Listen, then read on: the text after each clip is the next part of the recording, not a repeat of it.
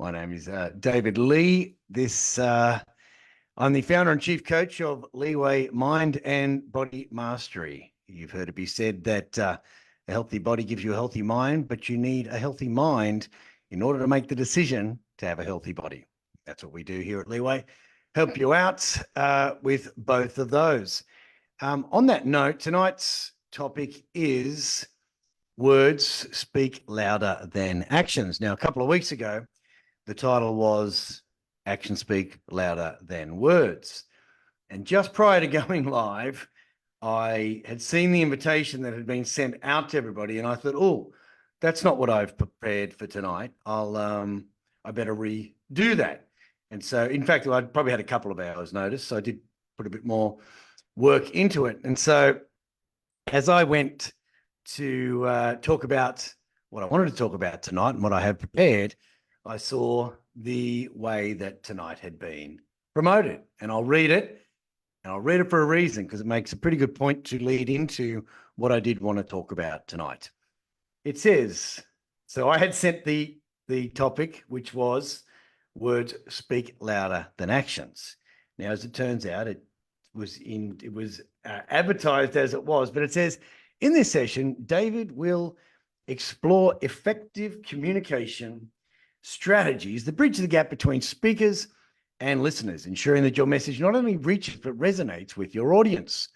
Whether you're a professional seeking to improve your workplace dialogue or someone looking to enhance personal connections, this session will provide valuable insights into the art of being understood. Don't miss the opportunity to transform how you communicate every day. Now, that wasn't what I was going to talk about at all, but when my topic was put into the system and AI generated the marketing, that's what came out.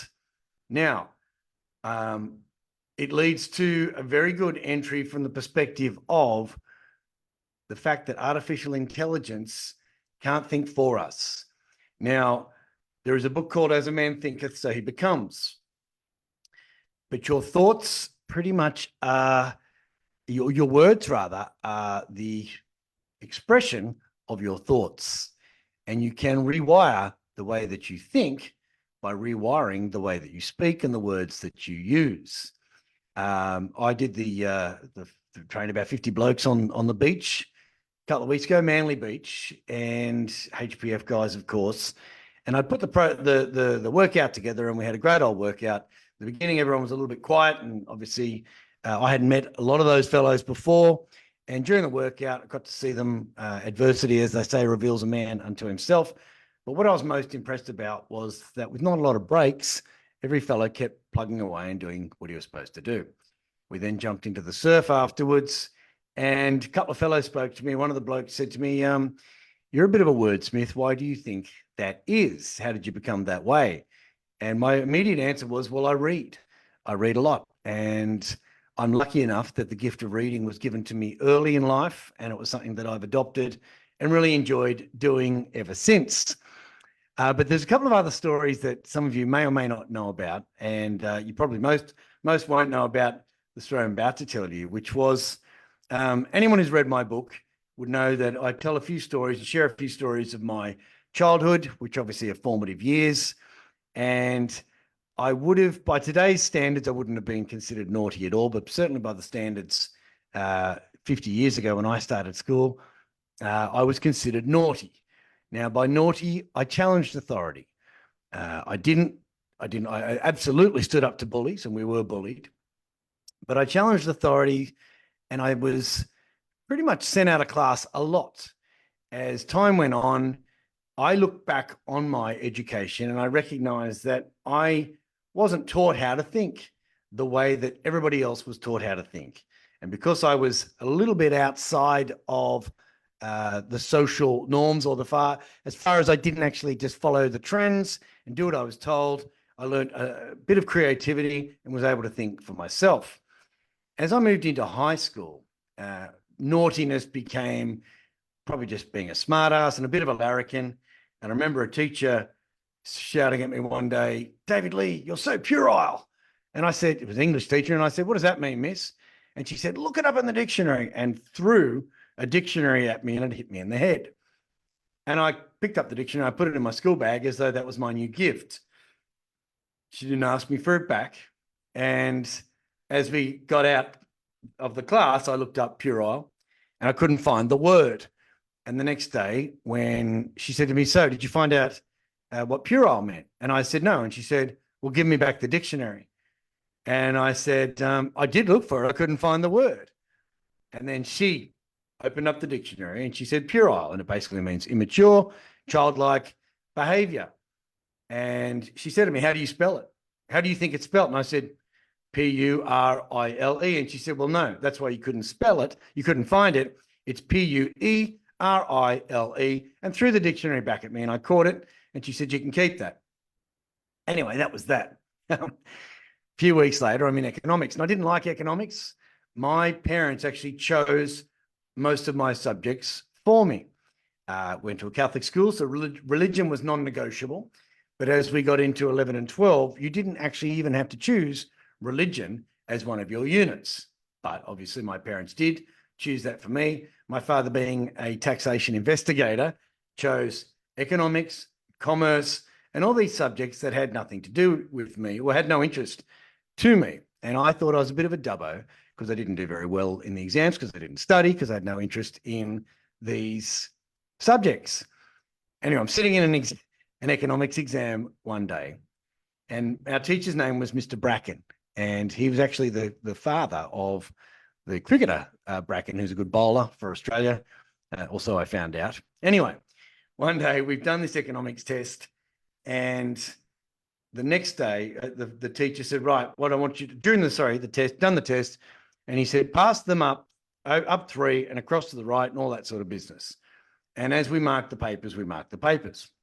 Now, the next time we had economics, he hands everybody's test. He goes, "I want everybody to sit where you were sitting the other day."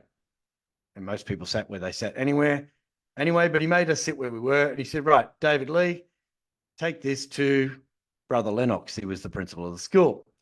Now, what I had done, I had written on the back of whoever's exam I was marking, "Bracken is a zipperhead." And that was that. Now, I walked off to the principal's office and I said, "G'day, sir. Brother, Mr. Bracken's got a note." And in there it had said David Lee had written this on the back of the exam paper. And Brother Lennox said, "Okay, I want you to write 1,000 times, Mr. Bracken is a zipperhead." Now, a zipperhead was some sort of a silly thing we were calling each other at the time, so don't know what it means, and I don't even think it's a real word. So I wrote out 1,000 times, "Mr. Bracken is a zipperhead." And I had 1 week to get it back to Brother Lennox. What I did in the very next economics session, I had all of these 1,000 things saying Mr. Bracken is a zipperhead sitting on my desk.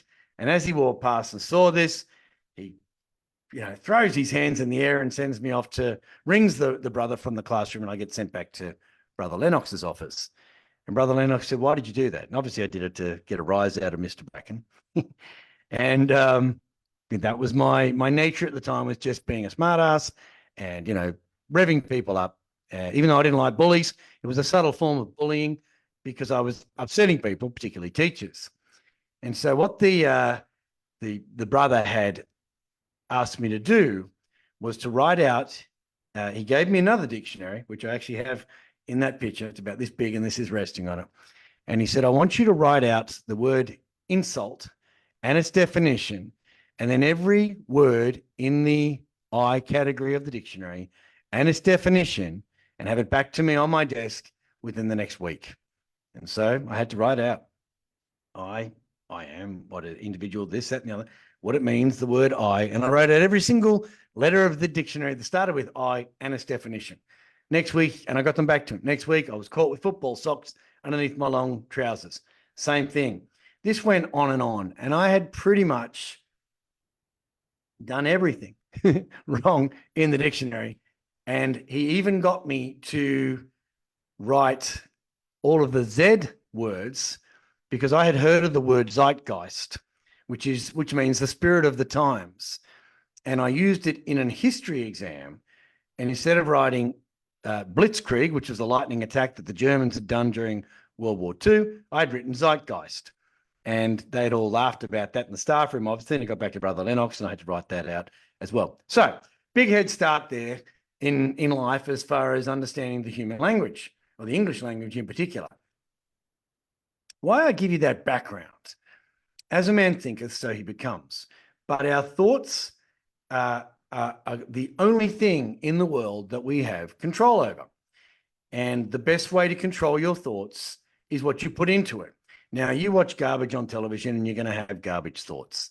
They say, and this is one of those common sayings, that you will become the 5 people, as the way you are as a character becomes and is shaped by the 5 people you most hang around and by the books that you read. And so I'll tell you who you'll be in the next 5 years by the books that you read and the people that you hang around.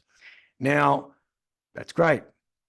The books that you read will shape your thinking, and the people you hang around will shape your character. But nobody has more responsibility for the shaping and formation of your character than you do. And I'm a big believer in acrostics, and acrostics are words that mean something, that are like acronyms, but they mean something. So the word, as I say, SMART goal setting is specific, measurable, achievable, realistic, and to a time frame. That's SMART. It also means it's smart if you stick to it like that. Now, the way in which we speak to ourselves as well determines a lot in how we think. And my big belief in how you can change the way you think is in changing what thoughts you allow residency in your head. Now, even the word dwelling, when you dwell on something, it's because you let whatever it is remain in your dwelling, and you are your dwelling. Wherever you go, there you are. So however you go is however you are received. As a good guest, you get good hosts, and good hosts get good guests. And so I guess the point is, I live alone. And so I have to be my greatest friend. I'm not lonely unless I have chosen something to do and something gets in the way of that. Then all of a sudden I don't have any plans, and then I feel lonely. Me personally, to get over loneliness is I say, okay, how can I stop being lonely? And I'll pick up a book that I didn't have time to read, or I meant to get around to reading. And I thought, well, I'm going to use this as an opportunity. So in understanding that you guys do things like the 21-day challenge, one of the things I encourage you to do is to think for yourself and to create things for yourself so that you have ownership of it.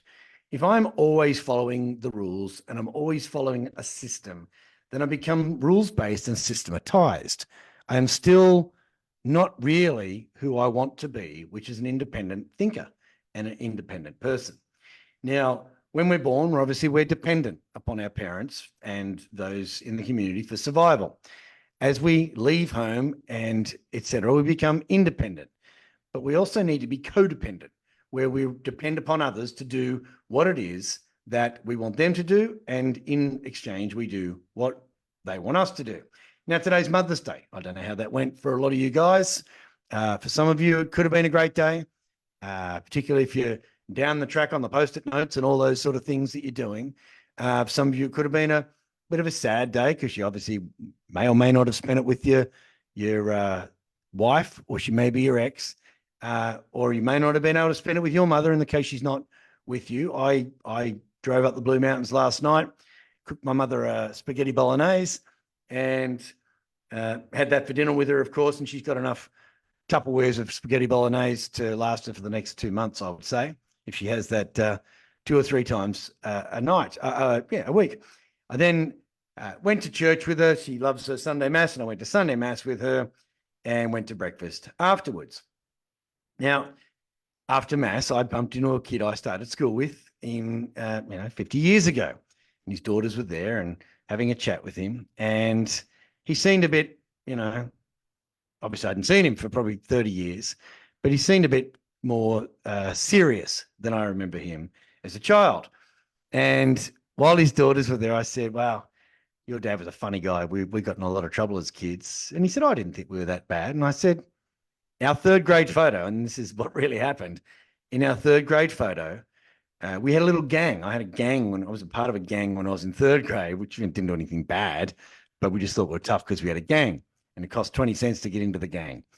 And as gang members, to stay in the gang, you had to do naughty things. And it was photo day. And so everybody who was in the gang had to make a face. If you didn't make a face in the photo, then you're out of the gang. Turns out, I don't know how the photographer didn't recognize this, but the photos came back, and 5 boys in the class have made faces. And this bloke's name, he's a serious character these days, but he's spitting his tongue out. And as I'm telling the story, he was laughing his head off, and tears started streaming down his face. And I thought, this is great. He's having a great old time, and he's laughing, and it was very, very funny. And I met his daughters, and then they've gone, okay, Dad, we're going to go and do, 17 and 18-year-old girl stuff, not hang around their dad. And then, a couple other people came over and talked, and I talked to the priest with my mum.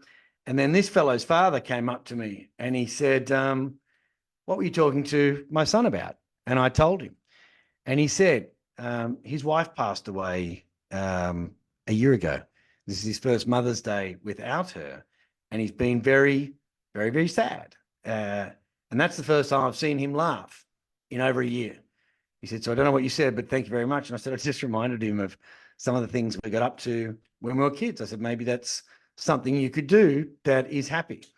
And the father agreed, and that's something they're obviously going to do. Now, in my own experience with my mother last night, one of my brothers turns up, and he says, how come you two always have so much fun? You don't laugh when I'm around, Mum. You don't do this, you don't do that. And she said, well, how long are you going to be here for? And he said, oh, probably 90 minutes. And during the 90 minutes that he was here, I love my brother. He's my older brother. During the 90 minutes that he was there, he was kind of in his phone. He took a phone call from his daughter on speaker. Was talking to Mum about whatever.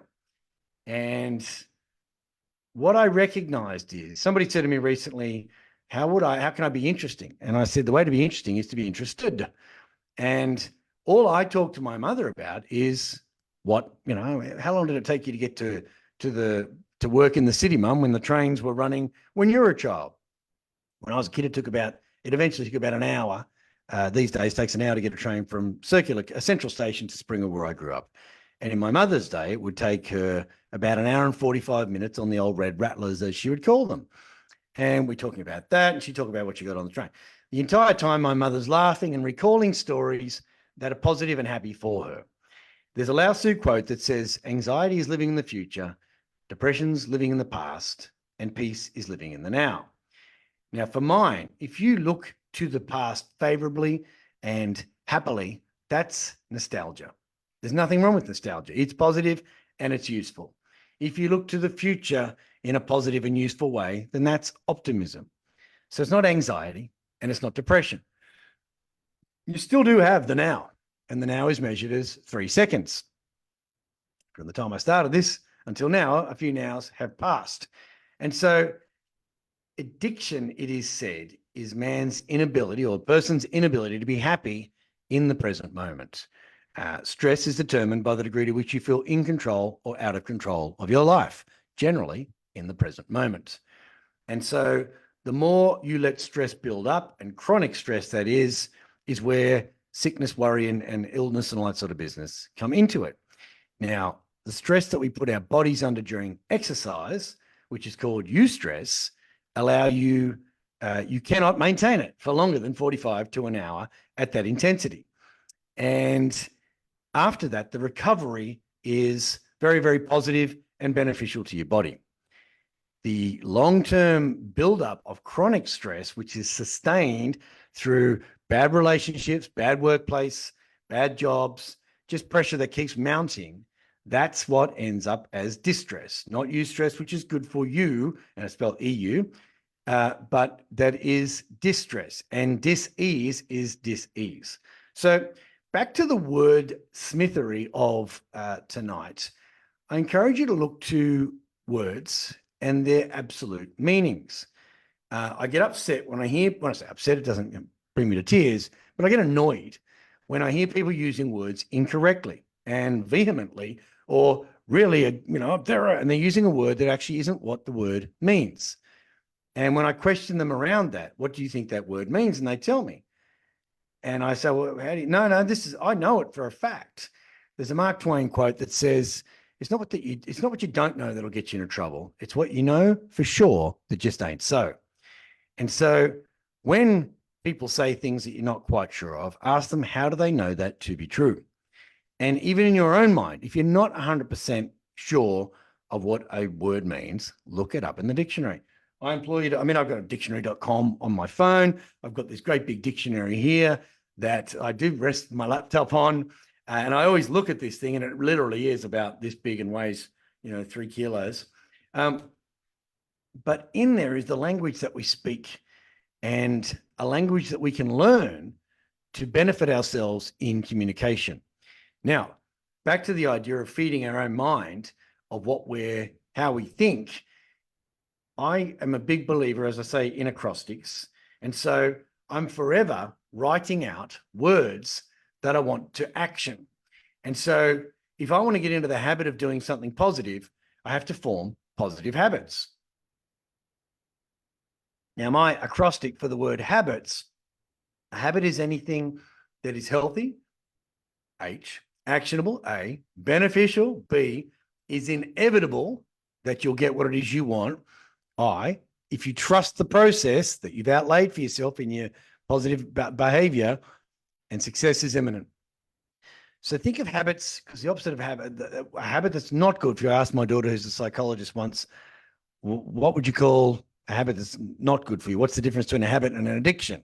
And she said, well, an addiction doesn't really serve you well. And my father used to say, you want to get into the habit of, if it was positive, and you want to get out of the habit of, if it was negative. And so you want to get into the habit of doing the things that you know are beneficial for you. Don't just say them, but do them. And in order to do them, have mnemonics, which is something that should, at the side of it, inspire you or incite you to action. At the side of it should either give you an inspirational discontent. So when I say the brain doesn't, I don't say this, the brain doesn't process negatives. It hears the word, and that's what it does. My daughter one day, when she was a little girl, was carrying a little bowl of porridge, and I said, hey, don't drop that, Madeline. And she dropped it. And later on that night, I said, what happened there? And she said, up until that moment, I was carrying it. And as soon as you said that, it fell out of my hands. You don't hear don't. You hear do, drop it. And so people say, I'm going to give up smoking. Well, all your body hears is smoking. I'm going to stop doing this. All your body hears is that.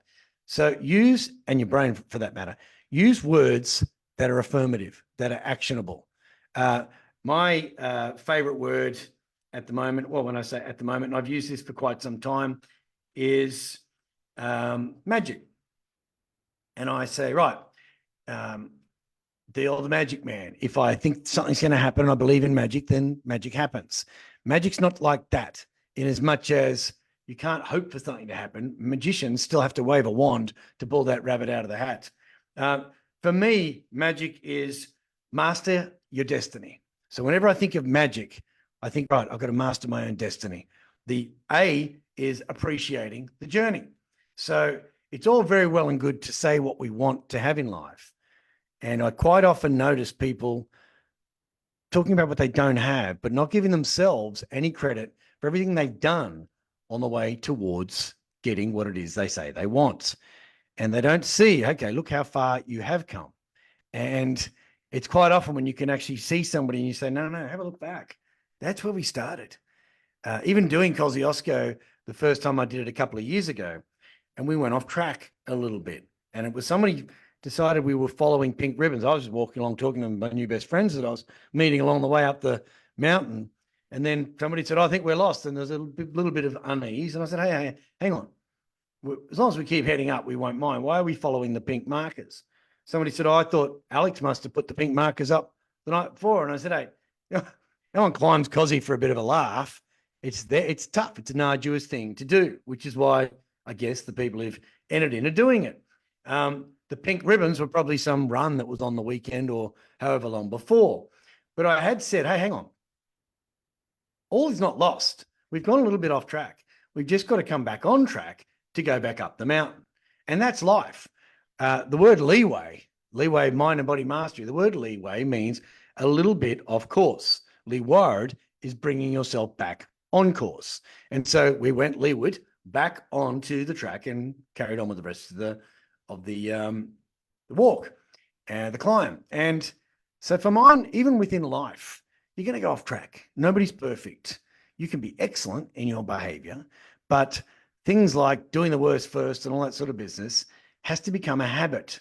Aristotle said, we are what we repeatedly do. Excellence then must become a habit. And I go back to the idea of journaling. And journaling, Plato said, thinking is the soul talking with itself.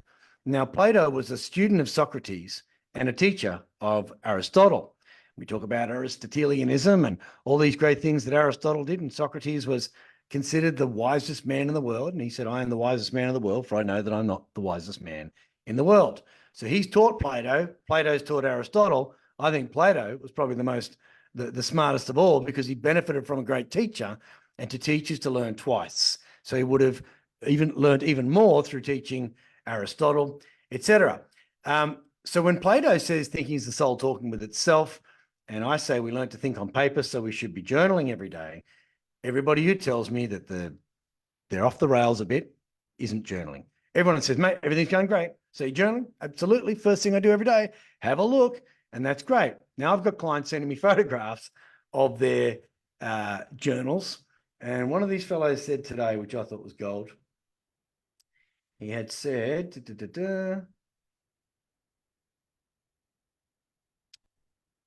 okay, there he goes.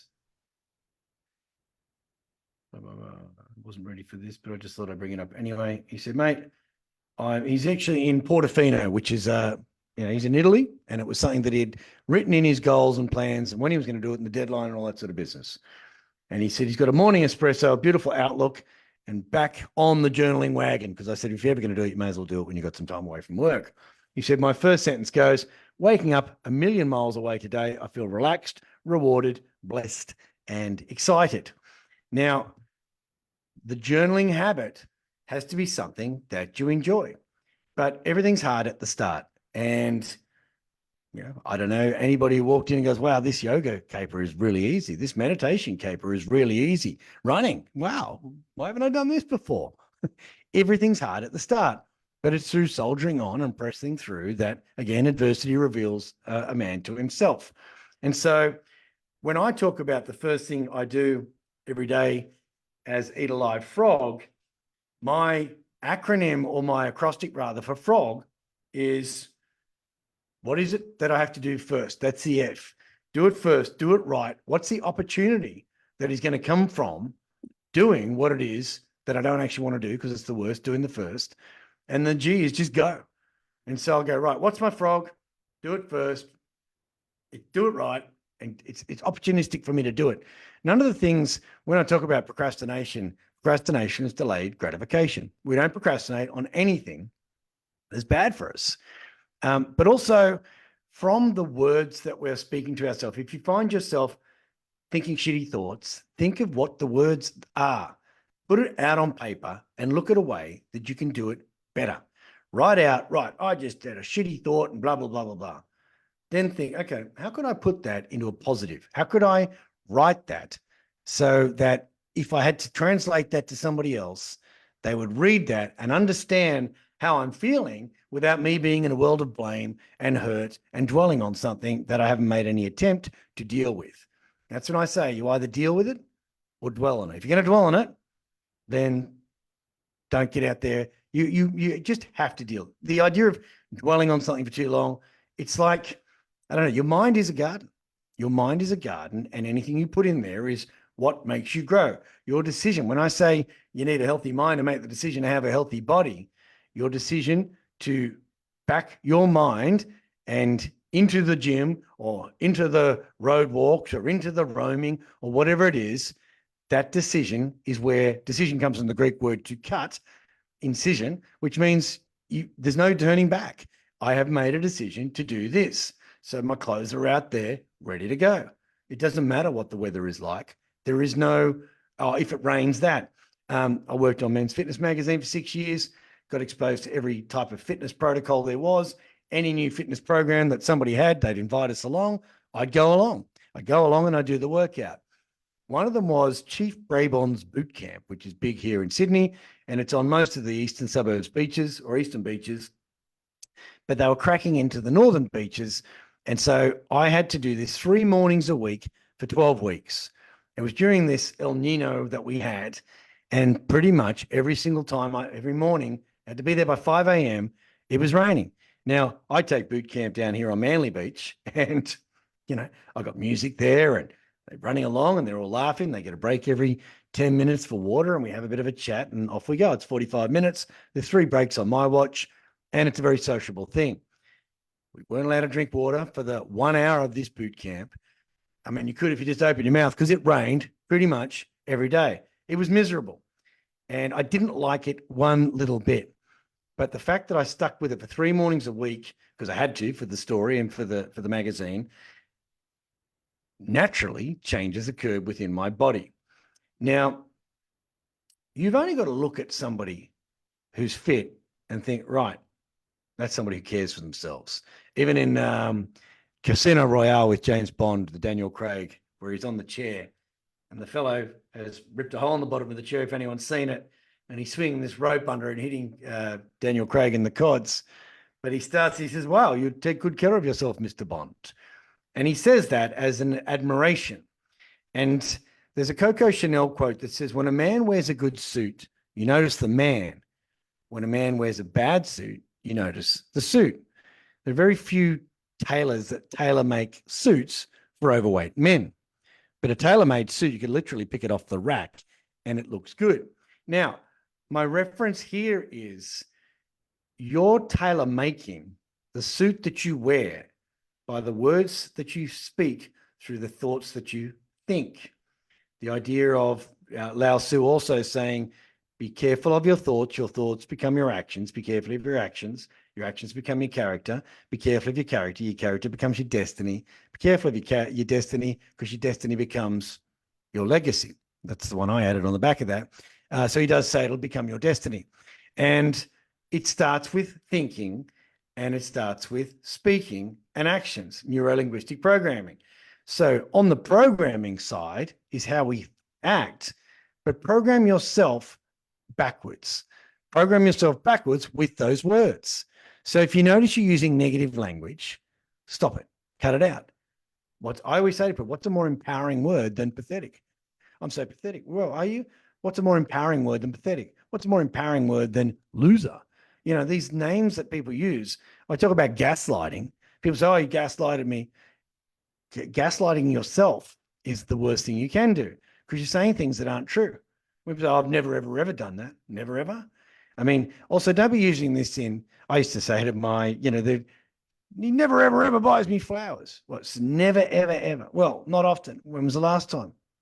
A couple of weeks ago. Okay. So never, ever now comes 2 weeks ago, but you're not recognizing that. So it's okay to correct other people's language as well, but don't do it in a smart-assy kind of way, because people don't like to be told. Again, when I say to people, if you want to get something across to somebody, ask it as a question rather than say, hey, I've told you this, that, and the other. Say, is there something I've quite often raised that I've asked you to do, or that I'd like you to do? Are you always going about that? Okay, well, can we maybe have a look at that? Maybe we can compromise on what's going on. So again, on the wordsmithery, compromise is co-promise. It's where, okay, I'm compromising, but so should you. So looking at the words you speak, and particularly speak often, and the language that people use in speaking with you says a lot about what they're thinking as well. When my mother, I don't know whether I've told this story before, but she was talking about how she hates this and hates that. And as a child, we were never allowed to use the word hate. I said, Mum, would you say a rosary? A rosary is something that takes about half an hour to say on beads. Would you say a rosary? Is that how much you hate that? If you had to say a rosary every time you use the word hate, do you hate it that much? And she laughed. She said, no, I don't. But she was hanging around a very negative person who used the word hate a lot. And as a result, be careful of how shaped we are by other people's language. Now, even bad language itself. You've only got to listen to a podcast from David Goggins before you start saying the MF word in front of your children without even realizing it. So again, be careful of the language that you use and the company that you keep in that regard. There's an expression that says, a gentleman uses a butter knife when he's alone.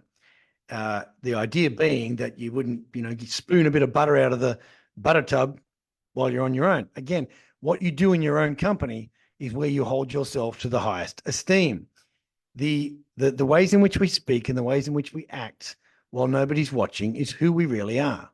And the way that we feel about ourselves while nobody's watching is who we really are.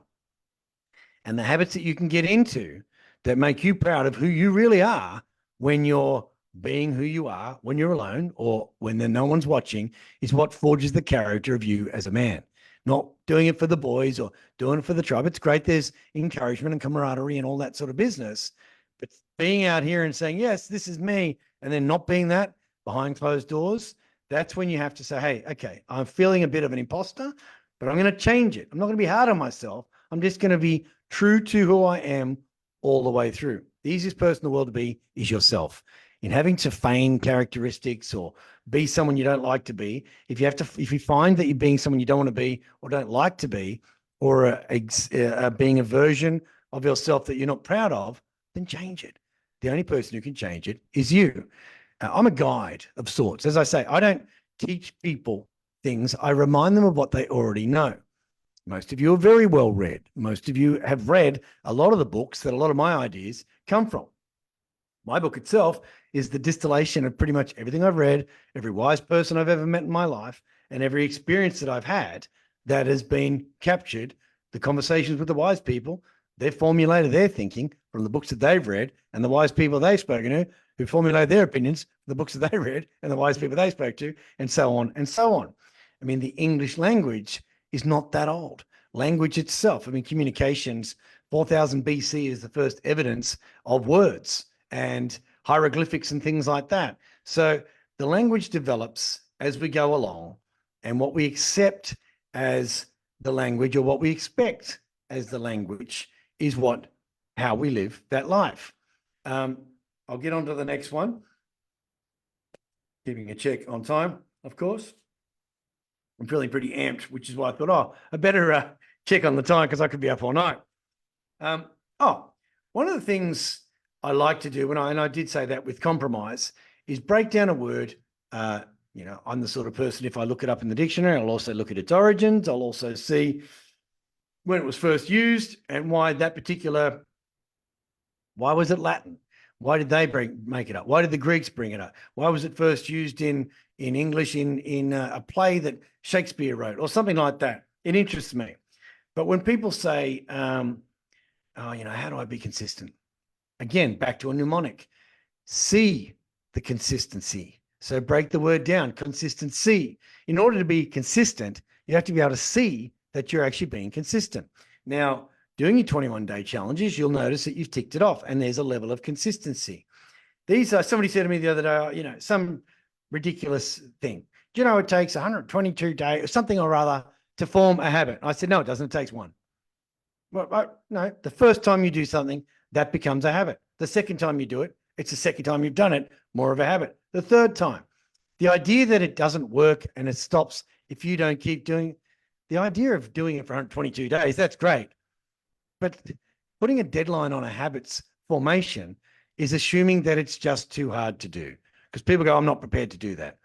When I carry pots of pasta now, as much as I made that bolognese for my mother, I like cooking bolognese. It was the first thing I ever cooked when I left home at the age of 18 with my Woman's Weekly Cookbook that I bought. And I've fine-tuned it from every person I've ever eaten with. I go, oh, that's nice. What's in there? Oh, it's that. Great. Put that in my bolognese. I also have the Northern Italian recipe and the Southern Italian recipe that I've combined into my bolognese. So I will take it as a gift to people, and I'll come around to their house, say, oh, I can't cook. And I'll say, you know what? I'll make a bolognese. We'll come around. You get the wine. And in carrying this bolognese once up, the lady had said, my partner actually had said, the lady, the lift's broken. You're going to have to come up the stairs. I'm like, no. And just one step in front of myself at the top of the stairs. Little by little, a little becomes a lot. How do you eat an elephant? One bite at a time. Looking at your week ahead on a Sunday night is going to be overwhelming. I don't even know what I got on tomorrow. After I finish here tonight, I'll have a look at my calendar and I'll see what I've got on. Now, throughout the course of last week, I might have said, we on again the same time. I know I've got a 6 a.m. I'm pretty sure I know who it's with, but I don't know who my 6:45 is with or my 7:30 is with, and it's a bit of a movable feast. But if I look at the whole week, I don't see the point of it. Even tomorrow, probably about 3 o'clock, I'll see who's in my 5:30 strength class down at Manly Beach and who's in the 6:15. That's when I'll program a song list, because if there's a bunch of women in there and they're in their 50s, then I'll play the 80s song list because they like that. If there's some younger people in the other one, I'll play a bit of techno 80s and they'll like that as well. But I'm not going to do that until I get to that time. And so often we're competing, these thoughts up in our head are competing with all those other thoughts that they don't need to be competing against. Why run a race before you actually have to run the race? Training's great. If you're going to run a 10K training race, well, you don't train 10Ks every single day. If you do, it's not the way to train for a 10-kilometer race. You build up and build up, build up, build up until it becomes quite easy. Then you run the race. But we're actually running 10K races in our head before we've even taken the first step every time we worry about the stuff that we shouldn't be worrying about. And so again, put it on paper. Check your emails twice a day. An email is somebody else's to-do list. Of a Monday night, my first break, because I will be going from the first thing tomorrow, and then I go back to back to back to back, a couple of cold showers in between. I'll do the strength classes. I'll get back here, have a cold shower, go to the skiff club for my steak, and that's the first time I'll look at my emails all day. Now, if I bump into somebody in the skiff club, I don't look at them until I get home from there. Nothing has ever been, oh, David Lee, you just lost whatever, or nothing's ever that bad. Even fines for not having, you can actually negotiate your way out of those fines. So another way of looking at a fine, the word fine, it is just that. It's fine. Another one, when people talk about intimacy, and I got this off a Austin Powers movie I watched many years ago called The Guru, and it's kind of a bit of a piss take around this self-help thing. And at the stage that I had seen it, I'd never heard of Deepak Chopra. And I really like Deepak Chopra now. I saw him in Sydney last year, and he's written, 50 or so books, but his is more of the Eastern philosophies, and he talks Ayurveda and talks about there's different things you can do with him where you work out what type of Kapha, Pitta, different ways your body responds in the Ayurvedic traditions. And so he's an interesting guy, but Austin Powers, Mike Myers, is taking him off in this movie called The Guru. And he uses a lot of words like I do as far as breaking them down in acrostics. But he says intimacy is into me, I see. And when I talk about, in order to be interesting, you need to be interested. In order to be and forge intimacy with your partner, into me, I see. You have to see within yourself what you love about yourself, but then show your partner that you're into her. That's intimacy, not just, hey, how about it? I mean, when I was a kid, the joke was, what's the foreplay? What does an Australian say? Are you awake? And from some of the women that I work with, it's not too far wrong. I heard that when I was a young bloke, probably about 14 or so. Didn't really kind of get it. Now when I hear women tell me, my husband just thinks I'm just going to roll over and be there for him, and he's done absolutely nothing for me all day long. In fact, he probably even had a go at me a couple of hours earlier, blah, blah, blah, and now expects me to be able to turn it all on.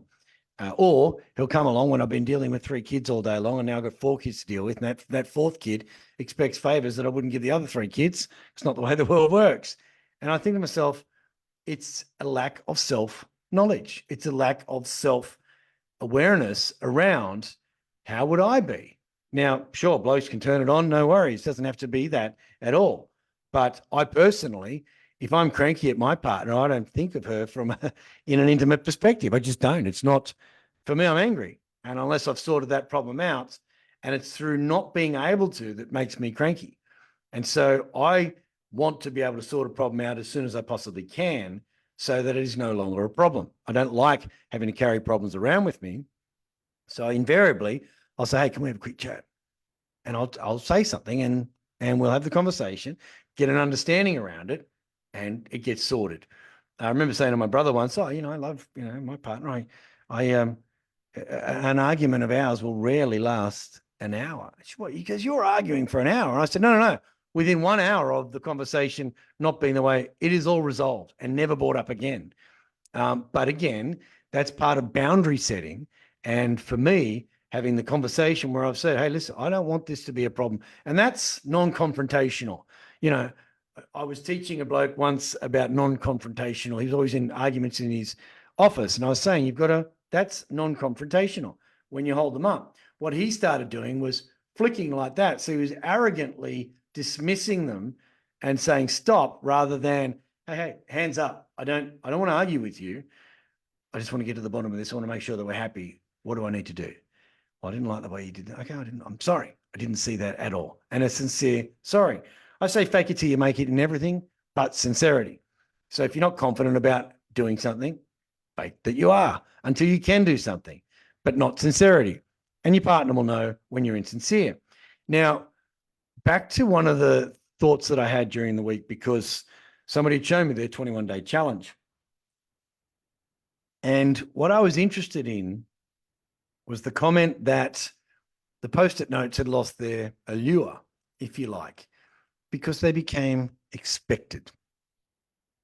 And it's something that I've been talking to people about recently. Benjamin Franklin said, some men die when they're 30 and we bury them when they're 80. Now, he said that as a young man himself, when life expectancy was probably only about, 55 to 60 at best.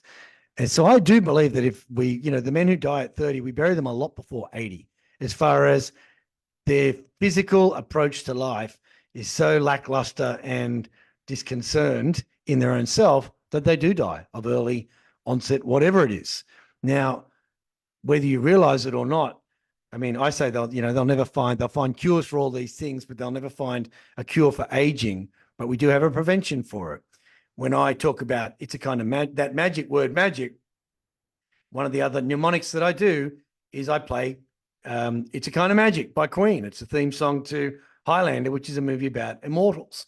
But a lot of the lyrics are around beating mortality, as in, obviously, no one gets out of this show alive, but the idea that you can keep a youthfulness about you is what it's about. And I listen to Forever Young, and that to me reminds me to be forever young, to always be childish in a way, not puerile, but just not take things too seriously. But that in everything I do, I'm beginning with the end in mind, and that is to die young at a very old age. I don't want to be these, you see old people and ask them how they're going, and then after 10 minutes, their complaints have only gotten up to their hips and they started at their feet. Oh, and then they got this thing, and I think it broke my. It's like, wow, gee, a bore is someone you ask them how they're going, they actually tell you how they are. So, as you're going about your self-care strategies, begin with the end in mind, thinking long term, but not just obviously physical is going to get you there to the end. But how is how you move affecting your mental state? So my point on that was rather, the Post-it notes are great. I think that's a great idea. But what's another way you can be romantic? Roam. So go for a walk. But what's another way you can roam? And I think when you start to think for yourself, it becomes the physician, heal thyself. And as much as you're getting guides, even your journaling, think for yourself. If you're not liking the journaling process, how would you like it? Then do it that way. Anything I think, okay, well, it's good for me, but I don't like doing it that way, I'll do it my way. As far as, a 3-minute timer, I don't use a 3-minute timer now. I used to use 3-minute song. Now it's just like, I know how long 3 minutes is, off I go. But the idea of doing things that are different, again, makes your brain think in different ways. Brushing your teeth with your left hand, taking a different way to work. We repeatedly do. Excellence then must become a habit, as I said earlier, or Aristotle said a couple of thousand years ago. But repeatedly doing tick, post-it note, hello, gorgeous, that's great. But what about flowers? There are many ways to serenade a woman. And whilst they're nice things, do them plus something. I'm not saying don't do it, but that plus, then that plus, then that plus. And the idea of saying, okay, well, yes, I'm walking, carrying a 10-kilo dumbbell. Been doing it. Now I carry 15. That's different. Oh, I'm going to go back. It's too heavy. No, I can't now. I have to do it. And it's through adversity that I'm revealed to myself. And once you've done something that you are not used to doing and that you didn't think you could do, and you've done it, you have to acknowledge yourself. Acknowledgement is the highest form of encouragement. Self-acknowledgement is the absolute form of self-encouragement, because who's going to pat you on the back when no one's there? And if you are always looking, we talk about the 5 love languages: words of affirmation, acts of service, gift giving, quality time, physical touch. If no one's there to give you the physical touch, get a massage. If no one's there for the words of affirmation, give them to yourself. If no one's there for the acts of service, do a kind service for yourself. Quality time, work out what quality time means to you. If you live alone, as I do, find out how to do quality time on your own. You don't have to be locked up in your house all day. One of the things I'll think is, okay, go for a kayak. Dorothy Parker said, the cure for boredom is curiosity. There is no cure for curiosity. When I was younger and I used to tell my mother I was bored on the 1 or 2 occasions, at first she'd say, well, you got a choice of a chore or a chapter. If you want to do a chore, you want to read a chapter in a book, and I'd choose the chapter in the book. But then she'd say, boredom is the devil's playground. And I think, okay, well, what does she mean by that? Now, as I've gotten older, the devil's playground, I mean, depending on whatever the devil wants you to play, is where you come up with stupid ideas and do stupid things. Stress, most people don't do anything dumb or stupid unless they're stressed. And again, stress doesn't have to be chronic, ongoing, or visible. And most people can't see stress until it cracks. As far as, wow, just did something completely out of character. So when you're feeling out of sorts, sort yourself out. And you do that through your own personal plan. So as much as a lot of what I suggest, it's a guide. It's not a do this. I mean, yeah, if it works, do it. But then think, how can I do this so that I own it? And every idea I get, when I say every idea, I actually ruminate on it for quite some time and think, how would I teach that to a child? And so my daughters benefited enormously. I would like to hope, I mean, they're both successful women and both lovely, lovely women, that the advice that I gave them from a child's perspective was an adult idea, or to a child's perspective, was from an adult idea that in telling them then has benefited them now. And I remember once walking into my daughter's bedroom and saying, Madeline, what have I always told you? And she said, in everything you do, begin with the end in mind. And I said, yes, that's right. But I've told you not to leave your bras on the floor. Your mother will hit the roof. Now, if she had begun with the end in mind, she wouldn't have left the bras on the floor. But at that age, I thought, unreal. She's going to think of that for the rest of her life. And if in everything you do, you begin with the end in mind, everything you're about to start, think about where it'll finish. And do you really want it? And if the case is, well, I know I'm just going to say something smart ass, that's going to get a rise out of her. It's like me as a kid. I know why I was naughty, just getting attention. Middle child of a 10-kid family. I was after attention, good, bad, or otherwise. Anytime I was the center of attention, ta-da, that to me was what I was after. Now, I didn't know that at the time, or maybe I did. I don't know. But in my self-reflection, another thing that I do, again, take it or leave it, but it works for me, is I have different journals around different stages of my life. And so I will write a new memory that pops into my head from when I was 5.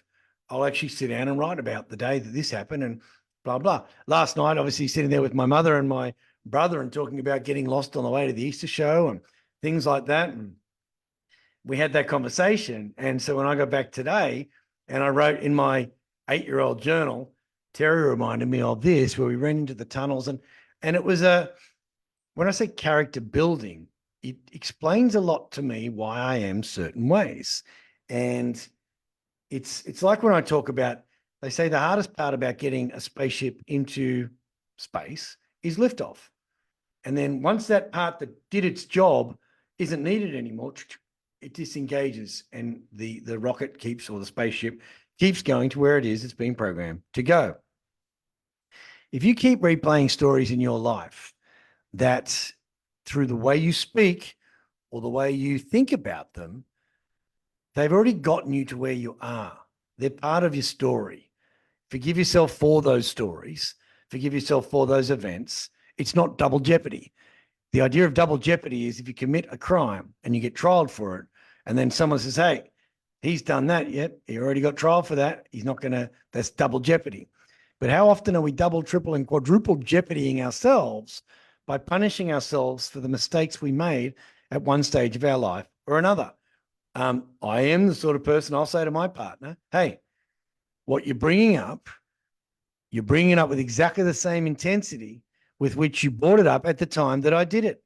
When I'm really sorry I did it, I didn't know that it was going to upset you, but you're telling me the story like I've done it again and I haven't.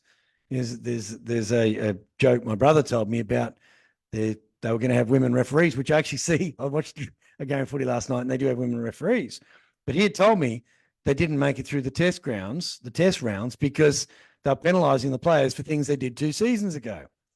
And the idea of that is if your partner is bringing up things that you did 2 years ago or at one stage in your life, she's got to be able to forgive you for that and let you go, or else she's always going to, it's like blackmail. A blackmailer will continue to blackmail you for something with this information they have. And when you run out of things, they blackmail you anyway. And so I used to say to anyone who tried to blackmail me on anything, go for it. I don't care. Tell them. And they wouldn't because I thought it would hurt you. And so when I say to my partner, hey, we already went through this. We're not going to go again with the same intensity because I haven't done it. All right. And she's an intelligent woman. So she'll say, okay, fair enough. And I'll say, what's really upsetting you? And it's never, when I say to men, it's never the towel on the bed. You get into trouble for having a towel on the bed. It's not the towel on the bed. It's everything else you did apart from the bed, or you didn't take the rubbish out, or whatever it is. And it's about checking in. And it's the language that we use. Now, if you're going to be cranky to yourself, then you're going to be cranky to your partner. If you're upset at yourself for things you have or haven't done, you're going to take them out on your partner and your child. They're talking about kicking the dog. The dog gets kicked because of that. Most bullies actually are insecure weaklings themselves. And so sometimes we can get caught up in the habit of being cranky to ourselves and treating everybody else the same. Now, just had a quick time check there, realize what time it is. I'll leave you with a couple of others, but my homework I would like to set for you guys is to come up with some power words for yourself. So destiny, with my destiny in mind, the D is do it now. Anything I know is going to be beneficial to my future or my destiny, do it now. Do it every day. The E is with energy and enthusiasm. I don't go, I got to go for this walk. No, with energy and enthusiasm. The S is again, success is imminent. The T again is trusting in the process. It is inevitable that I'll get what I want if I never ever quit. And the Y is you are enough. You've got this. You may not be doing it. What did somebody say to me? Go ugly, go early. It's going to look ugly at first, but eventually it gets there. I look at my journaling from years ago. It doesn't even look like me. At first, it was hard. Everything's hard at the start, but you stay where you are because it's all too hard and you're still going to be where you are. My last one would be legacy. I know you guys talk about legacy. It's one of the programs that I offer. It's part of my mastery program, the Finding Your Phenomenal, which starts with finding your purpose, setting your dream goals in mental, physical, spiritual, social, financial, family, business, and romance, then looking at how you work, your work-life balance is sorted out, and then the destiny, manifesto, and then the legacy. And your legacy is about living your legacy, not leaving it behind. The L is longevity. The E is exercise. You basically have to exercise every day to get to 100. G is generosity. There is the gift, giving gifts. The scent of the rose remains on the hand of the giver, Shakespeare said. Be generous with your time. Be generous with your praise. Be generous with everything that's good and stingy with everything that's bad. A is altruism. Do things for free. The philanthropists of the world started off, they're billionaires. It's okay, there's another billionaire while I was asleep. How do I feel better about myself? Altruism. C is consistency. You will never get to the end, to the finishing line, unless you consistently do what it is you should be consistently doing, and see that consistency, as I said. And then Y is just usefulness in that. Now, come up with your own words, make them mean something, question the language that you're using, invent new ways of doing the things you're supposed to be doing so that they're yours, so that you own them. Now, I'm off to New York in as my board says, I've been counting this down since 150 days ago, on May 21st. I'm off to New York to launch my book.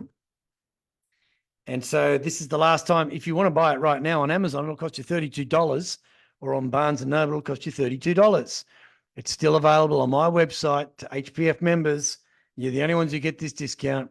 And what I will offer as well is a bonus audio. So I've got an audio version.